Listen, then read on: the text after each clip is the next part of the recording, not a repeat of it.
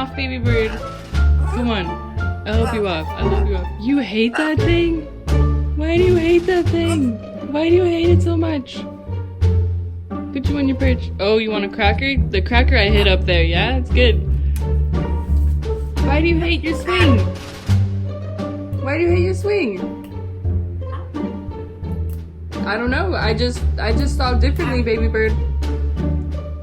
Yeah, you hate that thing. It's your brand new toy.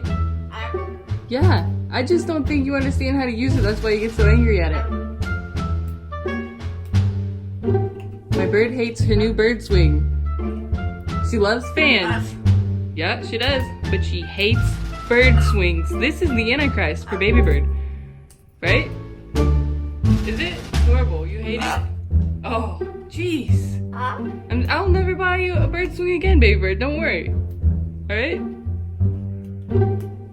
I didn't realize you would hate it that much. Well, I'm glad you're happy now.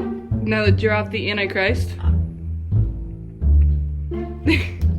Alright, well, I'll leave you to it. Now you're a good bird. Yeah. Baby bird doesn't bite things.